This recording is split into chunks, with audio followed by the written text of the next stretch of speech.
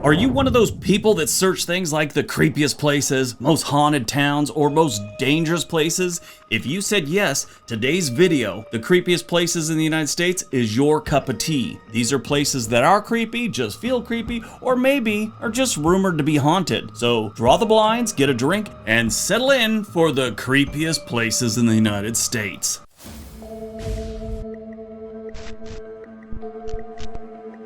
Dudleytown, Connecticut. Can an entire town be cursed, or did Dudleytown just have the worst luck imaginable and 0 Yelp reviews to warn people about this place?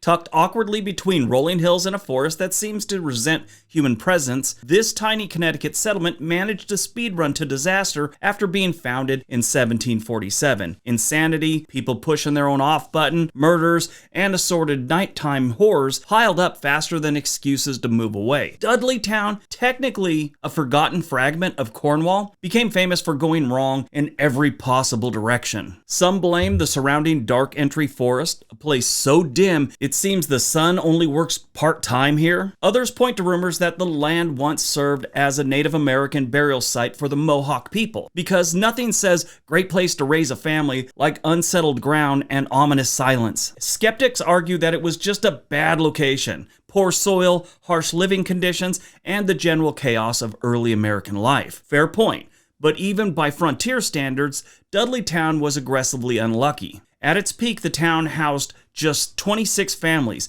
yet people disappeared, snapped, or died at a rate that feels statistically personal. They had it all: mysterious strangers showing up in town, unidentifiable creatures emerging from the forest. These are all stories that have circulated for generations. Dudleytown perfected the art of making people leave and never clarifying why. Now, the final nail in the coffin for Dudleytown happened in about 1918. There was a doctor named William Clark who had purchased the land back around 1900. His house became a holiday home for himself and his wife. Then one summer night in 1918, he had to go to New York for some kind of business. When he returned 36 hours, his wife was a mess. She had seen a creature come out of the woods and she was freaked out. Soon after his return, she pushed her own off button. He remarried and stayed there till his death in 1943. And the really strange thing, it's still off limits. Trespassing is strictly prohibited, and the police actually patrol it to make sure nobody goes in there.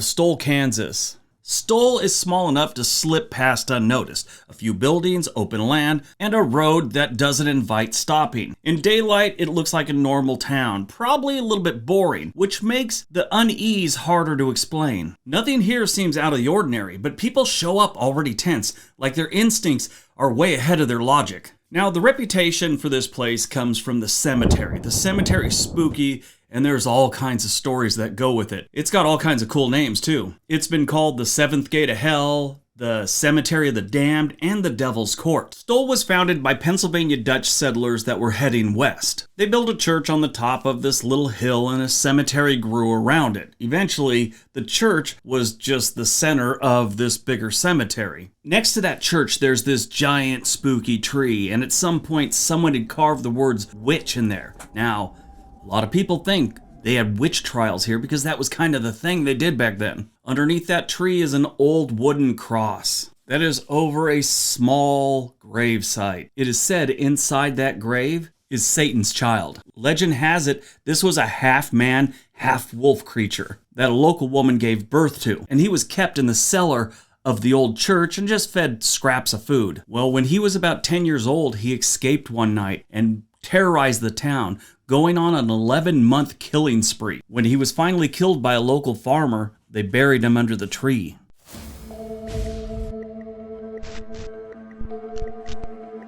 Gary, Indiana. Now, this one is a little bit strange because it's not really haunted per se. There are some haunted spots in Gary, Indiana, but what makes this place so creepy? It's empty. There's so many empty buildings, abandoned buildings, vacant lots, nobody walking around downtown. It almost feels like this city has been paused in mid-collapse. It sort of reminds me of a post-apocalyptic place, you know? You're walking down a street that used to have cars and noise and stuff like that, and you can hear your own footsteps in a city in the United States.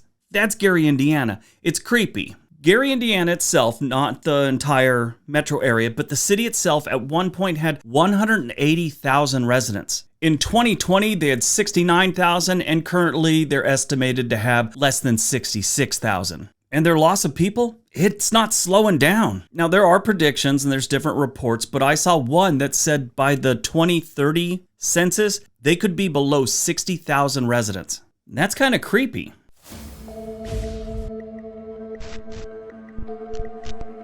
Clarksdale, Mississippi. Blues history everywhere, economic collapse everywhere else. Music echoes louder than opportunity in Clarksdale. Clarksdale, Mississippi is considered haunted because of really one story, the legendary crossroads where blues musician Robert Johnson supposedly sold his soul to the devil for musical talent. This created an atmosphere rich in myth, music, and spooky stories, with echoes of this legend felt throughout the town and along Highway 61, even attracting horror movie settings. Not just that, they also make a reference to it in the George Clooney movie, Oh Brother, Where Art Thou? The story goes this young man was walking down the road and he was a struggling musician. Out of nowhere, another man appeared and offered him musical talents better than any other man. And on that dark night at that Mississippi crossroad, he said okay. And now if you go to Clarksdale, you get musical history and a bit of spookiness with it.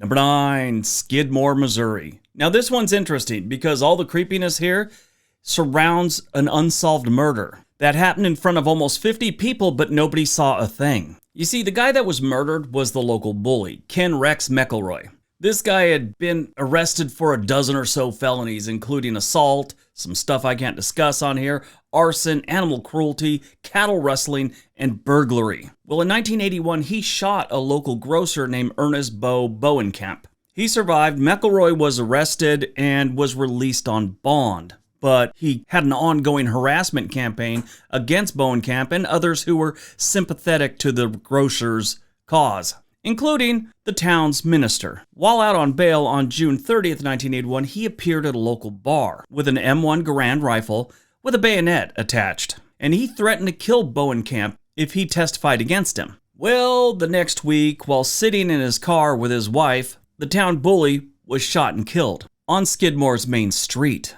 He was struck by bullets from at least 2 firearms in front of a crowd of people that was estimated to be between 30 and 46 people. Despite all the witnesses, everyone claimed they didn't see anything. That's some spooky stuff. The entire town of Skidmore, Missouri, which was about 450 people back in 1981, they were in on a murder.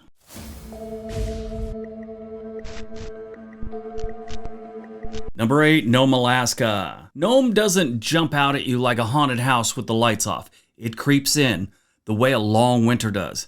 It sits on the edge of the Bering Sea, far from everything, with no roads connecting it to the rest of Alaska. That alone changes how the place feels. There's no casual escape, even though they do have a subway so you can get a sandwich.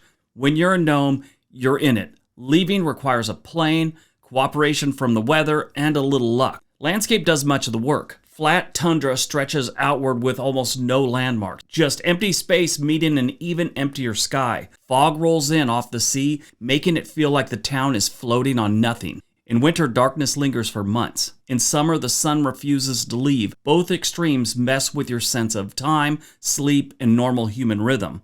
Days blur together and nights don't feel like nights. That imbalance sticks with people. Nome also carries the quiet weight of history. Gold Rush dreams slammed into the Arctic reality here, and a lot of people lost more than money. Old buildings, rusting equipment, and half-forgotten structures still dot the area. Reminders of ambition that froze in place. They don't feel preserved, they sort of feel just forgotten. Like someone meant to come back and they just never did. You can have isolation in a lot of different places, but this one's a little bit different because it's so flat and the environment is so harsh. Sound travels differently when everything is open and frozen. Winds howl without obstruction. Sea cracks and shifts. In the distance, there's nothing to soften noise or provide context, so your brain fills in gaps it shouldn't. Even people who don't believe in anything supernatural admit the silence feels heavy. Not peaceful, heavy. Nome isn't a jump scare. Nome is really just an unsettling endurance test.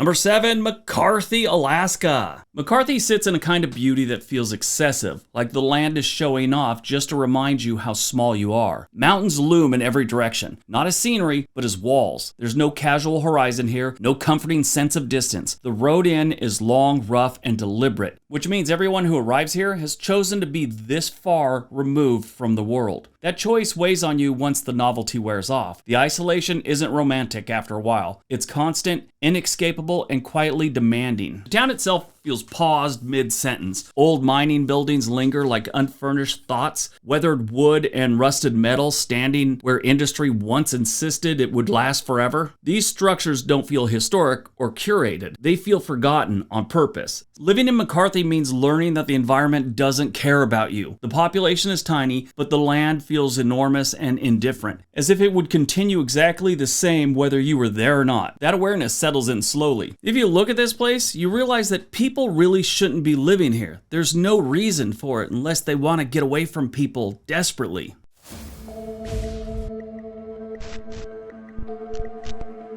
Number 6, Adak, Alaska. Adak, Alaska feels paused in another era. It's an abandoned military base surrounded by fog and ocean. This abandoned military base was once home for thousands of military personnel and their families. There are over 100 homes built here, and they only have about 100 people living there. Now, I've heard that there's only 50 of them that are permanently there, but around 150 throughout the year. What makes it so creepy is, A, the weather. It always rains and it just feels uncomfortable, and it's, again, quiet and isolated. The amount of abandoned homes here just, you have all these homes and once housed families, and then it's just quiet. There's only 50 people living here at certain parts of the year with over 100 homes and a bunch of other buildings. Again, the isolation just drives people insane in some cases. The base shut down in the late 90s, and in March of 2003, most of the facilities had closed. Now, this is towards the tail end of the Aleutian Islands, and I think it's actually the last settlement. Adak was also the staging area for American and Canadian forces to take back 2 islands in the Aleutian chain that the Japanese had taken over in World War II. Yeah, the place has just creepy isolation.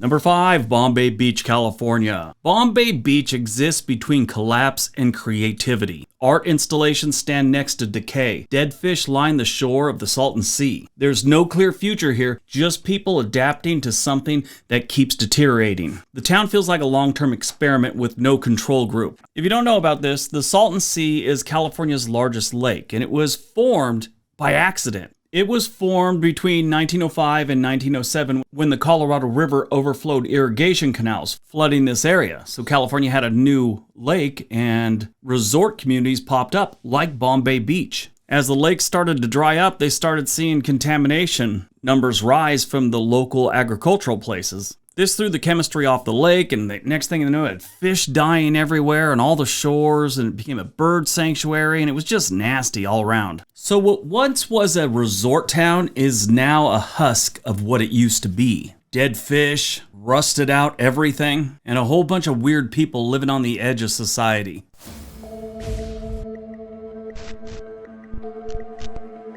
Number 4, Love Canal, New York. Love Canal doesn't rely on folklore. Its history is documented, studied, and still unsettling. An environmental disaster permanently stained the name Love Canal. Even after the cleanup, the reputation lingers. The ground itself feels untrustworthy. Love Canal reminds people that some damage outlives the fix. Now, if you don't know what Love Canal is, it was a neighborhood in the Niagara Falls metro area of New York. There was a company there called the Hooker Chemical Company that was there from 1940 to 1952. And in 1942, they were looking to dump some chemical waste. They didn't know where to put it. So they approached the Niagara Power and Development Company, and they granted them permission to dump waste into the canal. The canal was drained and lined with thick clay. They figured that would keep the chemicals right there. Well, it didn't. Hooker started dumping 55-gallon drums into this canal. 5 years later, Hooker bought the canal and the 70-foot wide bank on either side of the canal. They then converted it into a 16-acre landfill. Well, the 1950s showed up, and so did a lot of people to the Niagara Falls metro area. They needed homes, so they built them on the landfill. For 20 years, families lived on this landfill in the new homes without a clue. And then some weird things started happening. people started showing up with all kinds of health concerns. After some tests and some studies, the neighborhood was evacuated by the government. By 1989, it had become a Superfund site and the cleanup began. In 2004, federal officials announced that the Superfund cleanup had ended. The entire process occurred over 21 years and cost $400 million. Even though it was cleaned up, there's a fence around the area and it's declared permanently off limits.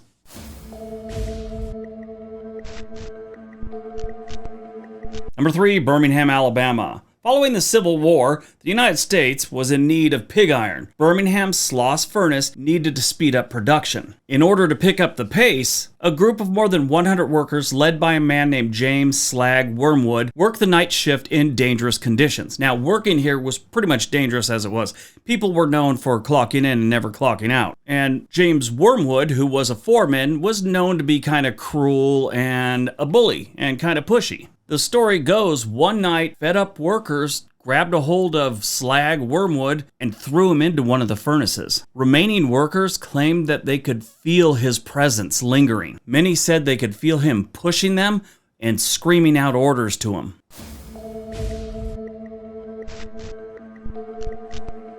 Number 2, the Villisca Axe Murder House. Villisca, Iowa. Now this is a pretty tragic story. Back in 1912, a family with 2 young guests were asleep in their home when someone walked in their backyard, picked up an axe, and walked into the house. All 8 of the people in the house were murdered. The next morning, a neighbor noticed that the house was kind of quiet and dark for that time of the morning, so went over to see what was going on. And the house was locked up.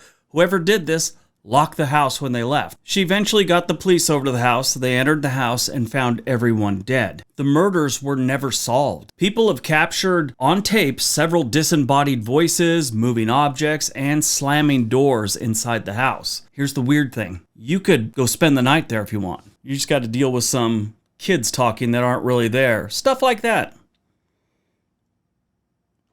All right, before we get to number 1, if you've not subscribed to our channel, what are you waiting for? It's free. We'd appreciate it if you did. And you hit that little bell notification. That tells you when we uploaded. All right, on to number 1.